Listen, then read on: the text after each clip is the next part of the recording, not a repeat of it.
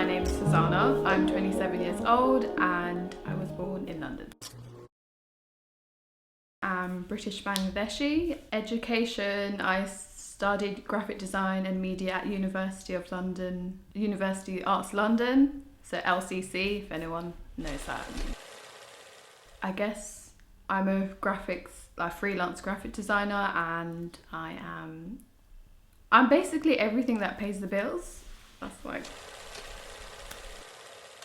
I studied graphic design and media, and immediately after it was something that I knew I wanted to do. I knew layout design, like presenting like information was something that I really enjoyed creating.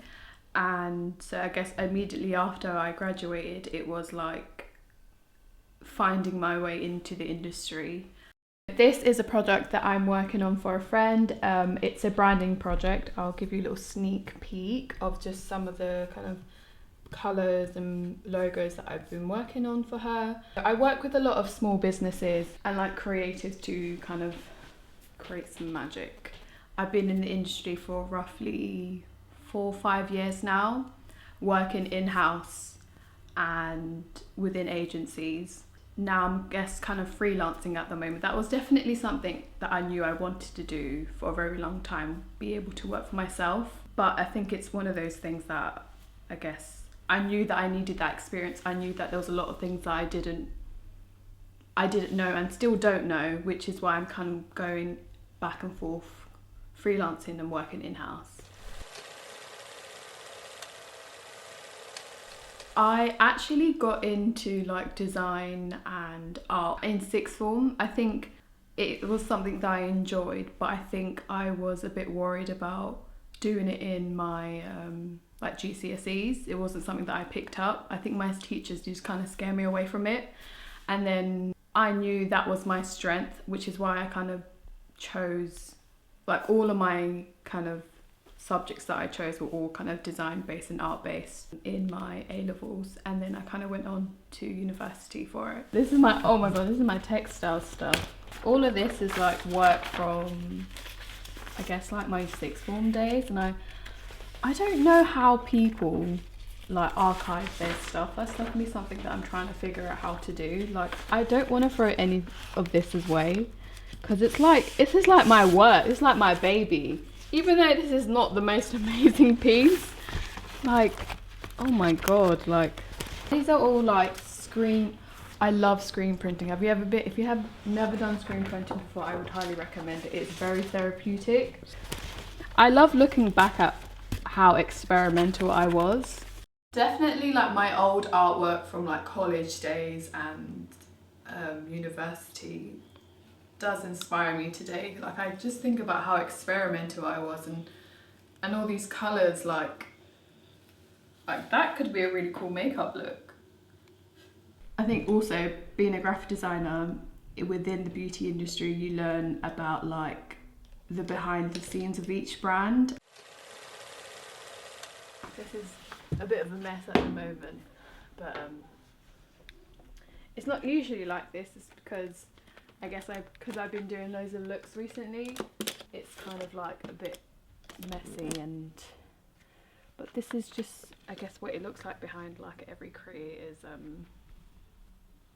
like the things that you don't see.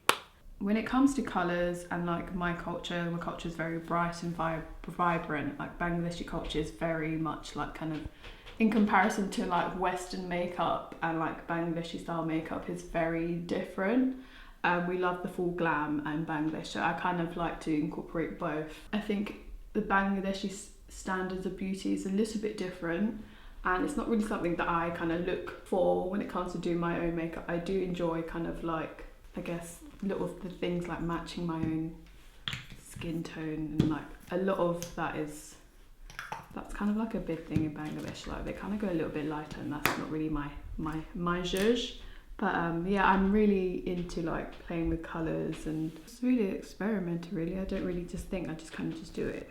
So I guess some of the struggles that I might have faced within working in the design industry, and also I guess the content beauty side of it, has been there isn't a lot of people of colour in those higher positions, which is probably why a lot of people now you see of people colour creating their own spaces, their own lanes, their own brands. It is a struggle, but it's not something that has stopped myself, and I'm sure for a lot of people as well. I always try to use brands that are, so these two brands are South Asian owned, which is amazing. They're really great brands. My design style definitely does influence my kind of process in makeup, because it is definitely something that I always try to combine in my content. My being able to kind of create really fun graphics and like being able to create a graphic liner is definitely something that I always try to incorporate and play with colour a lot.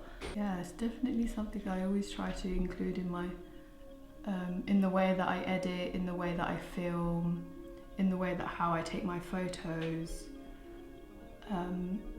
I think being a part of that industry, you kind of like, you're open to so much inspiration, you're open to see so many creative people creating like really amazing things, and that does definitely inspire me in creating my own content. And I guess